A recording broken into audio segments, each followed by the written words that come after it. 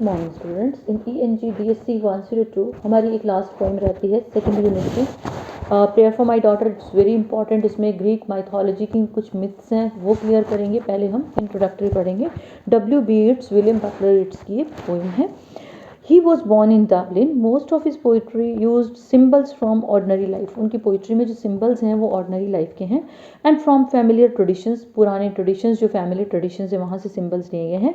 And much of his poetry in the 1890s continue to reflect his interest in Irish subjects. और 1890s की जो उनकी poetry है उसने बताया है कि उनके आयरिश सब्जेक्ट्स में क्या इंटरेस्ट था। During this decade he also became increasingly interested in poetic techniques. और इस डिकेड या इस दशक में वो बहुत ज़्यादा इंटरेस्टेड थे पोइटिक टेक्निक्स में। उन्होंने अपनी पोइट्री को रीडिफाइन करा और पॉलिश किया। His poetry specially the volume the wild swans at Coole, Michael Robartes and the Dancer, the Tar, the Winding Stair and other poems, the last poems and plays made him one of the outstanding and most influential 20th century poets writing in English. तो इन चीज़ों की वजह से वो एक famous poet बने। A prayer for my daughter written after the births of daughter and Butler Yeats is now from the volume Michael Roberts and the dancer. A prayer for my daughter जो अपनी daughter के बोध के बाद, obviously उन्होंने daughter के आने के बाद लिखी है। ये अमेजिंगली गुड पोइम है। A prayer for my daughter is a beautiful personal poem है, अपनी डॉटर से रिलेटेड लिखी है by William Butler Yeats, reflecting his gloomy mood, जो उनके सैड मूड को रिफ्लेक्ट करती है। And a fear of a disturbing future, और साथ में बताती है एक डर डिस्टर्बिंग फ्यूचर को लेके। The poem was compose in 1919 में पोइम कंपोज हुई and appeared in 1921। It was written during the world war first विश्व युद्ध के दौरान लिखी गई। And it reflects the post war agitation, युद्ध के बाद की जो डिस्टर्बेंस उसको बताया है। And was prevalent during the time, जो उस वक्त एग्जिस्ट कर रही थी या प्रेवलेंट थी। दो द वॉर एंडेड, युद्ध खत्म हो गया, but Ireland was still in disturbance, लेकिन आयरलैंड अभी भी डिस्टर्ब था। William Butler Yeats daughter any was born that time. W.B. Yeats की जो डॉटर थी उसका बर्थ इस टाइम पे हुआ था। And the poet was worried for her future, और पोइट उसके फ्यूचर को लेके काफ़ी वरीड था। ही इज़ वरीड, वो वरीड है, because that is infant daughter has to face the challenges and hardships of the future, कि उनकी डॉटर को, उनकी बेटी को जो है चैलेंजेस और हार्डशिप्स को फेस करना है।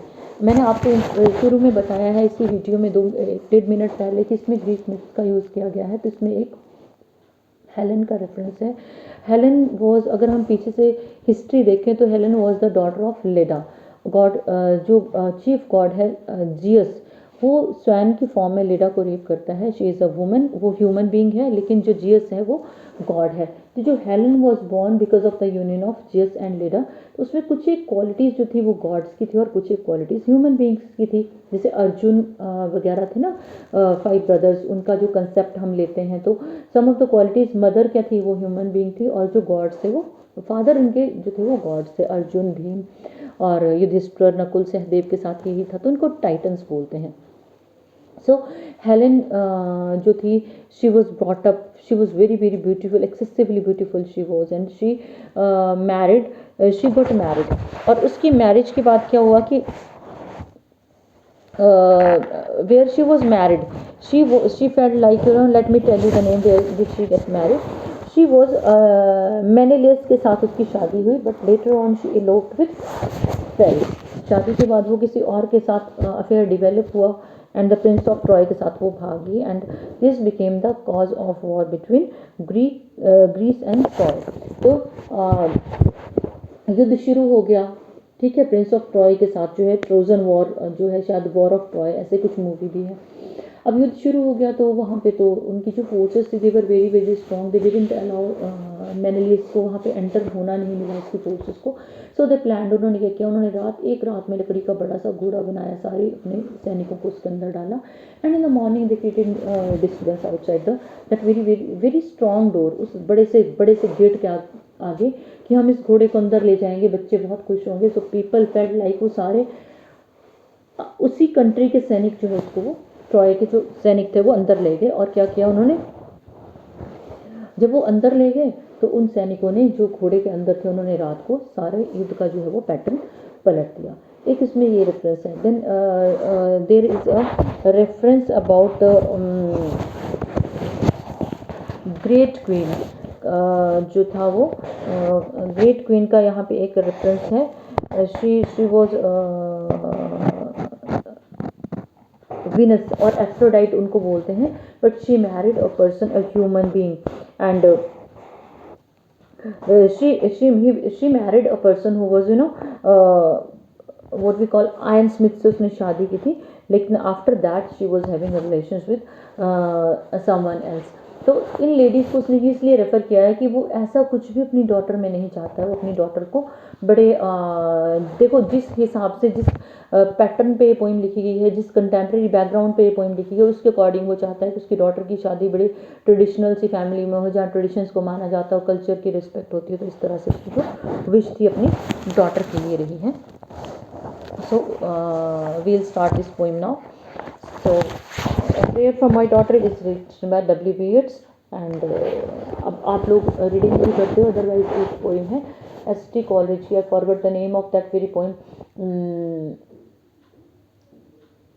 सेम बिगिनिंग है उस पोइम की. Once more the storm is howling. Storm is howling means storm is creating nuisance. It is crying outside. And the half hid under this cradle hood. Cradle होता है पालने का जो झूले का जो हुड है, आपने देखा होगा जो प्रैम वगैरह होते हैं उसमें हुड होता है. Under the cradle hood, half hid under this cradle hood and coverlid, my child sleeps on. My daughter is sleeping under this cradle hood, which is half hid, half covered है वो hood, and that outside storm is very strong.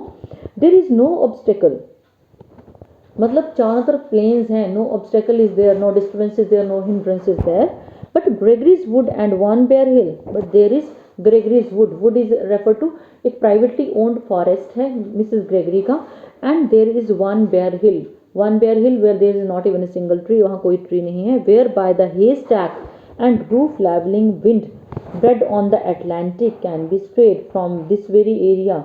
what is coming Atlantic, bred on Atlantic, Atlantic से शुरू हुई जो wind है, it is coming from haystack and it is roof levelling, जो घास के ढेरों को क्रॉस करती हुई और छतों को क्रश करती हुई, जो रूफ को लेवल करती हुई विंड जो है, it is coming towards us. And for an hour I have walked and prayed. I have been walking for an hour. I have been praying for an hour. एक घंटे से मैं घूम रहा हूँ, प्रेयर कर रहा हूँ. Because of the great gloom that is in my mind. There is something which is disturbing my mind. Sadness is there in my mind, and I have been praying for and moving for round about an hour. एक घंटे से मैं घूम रहा हूँ, prayer कर रहा हूँ, अपनी बेटी के पालने के पास हूँ, क्योंकि स्टॉर्म बहुत ज़्यादा तेज़ है. रूफ लेवलिंग, रूफ को लेवल करता हुआ आ रहा है, हे स्टैक्स को क्लियर करता हुआ जो है वो अटलांटिक ओशन से स्टॉर्म जो है वो सीधा सीधा चल रहा है, क्योंकि वहाँ बेयर हिल है और कोई चीज़ ऐसी नहीं है जो हिंड्रेंस क्रिएट करे या स्टॉर्म को रोके. Fine. I have walked and prayed for this little young an hour. For an hour I have been walking, I have been praying for this little daughter of mine, and heard the sea wind with scream upon the tower. And I can listen to and the poet is able to listen to the sea wind, which is coming from the tower and which is striking against the tower. tower से वो टकरा रही है. And under the arches of the bridge, arch जो है bridge के, under the arches of the bridge, and scream, it is and heard the sea wind scream upon the tower and under the arches of the bridge, and scream in the elms above the flooded stream. Stream is flooded with water. Elm trees are there. elm trees की जो आवाज़ें हैं, जो noise है, जो जिस तरह का शोर आ रहा है, it is compared with scream word यहाँ पे यूज़ किया गया है. So it is coming from that very area. Elm trees, flooded stream के पास से एल्म ट्रीज से जो शोर आ रहा है, it is coming from under the arches of the bridge, bridge के आर्चेज से आ रहा है. Imagining in excited reverie, reverie, what is a reverie? Is a sweet memory. So it is here, it is a state of thinking. Fine. Daydreaming है, state of thinking है. Imagining in excited reverie, I am thinking of as a daydreamer, I am thinking that in the future, I feel as if future has come. The poet is feeling as if the future has come. इतनी disturbance के साथ, nuisance के साथ future have come. Dancing to a French's drum. It seems as if storm is जो symbolism है इसमें symbol है storm is compared as dancing with frenzied drums means पागलों की तरह जो ड्रम बजा रहे हैं, and sea wind and flooded stream जो नॉइज प्रोड्यूस कर रहा है, कनेक्ट किया गया है out of the murderous innocence of the sea, and the sound is coming from the storm की जो साउंड है it is coming from the murderous innocence of the sea, that is murderous innocence is innocence that kills. sea शांत है but its innocence is murderous, लेकिन आज क्या है, आज अचानक तूफान है तो वो क्या है, murderous innocence of the sea जो है इसके लिए वर्ड यूज किया गया है, out of the murderous innocence of the sea because of the wind is coming from sea, ठीक है। तो वो क्या कर रही है, दूसरी तरफ से करते हैं तो वो जो शोर है उसको वो फ्रेंजीज ड्रम्स का शोर लग रहा है, और उसको क्या लग रहा है कि जैसे पागल लोग ढोल बजाते हुए उसकी तरफ आ रहे हैं, उस तरह से उसको लग रहा है फ्यूचर हैज़ कम, क्योंकि वर्ल्ड वॉर का इम्पैक्ट उसकी पर्सनैलिटी पे है, वो चीज़ उसको डिस्टर्ब कर रही है जो उसकी बाहर वाली ज़िंदगी को उसकी पर्सनल लाइफ के साथ आगे जाके वो कनेक्ट करेगी। May she be granted beauty, now he is coming towards his daughter that I want my daughter to be very beautiful. He wants his daughter to be very beautiful, yet not beauty to make a stranger's eye distraught, but I don't want her to be so beautiful that even strangers will get disturbed or they'll get distracted. इतनी सुंदर नहीं होनी चाहिए कि उसकी stranger की आई जो है वो डिस्ट्रैक्ट हो जाएं, और hers before a looking glass, और even if she is looking herself in a mirror, और यार वो मिरर में अपने आप को देख रही है तो शील फील लाइक यू नो कि मुझसे सुंदर और कोई भी नहीं है।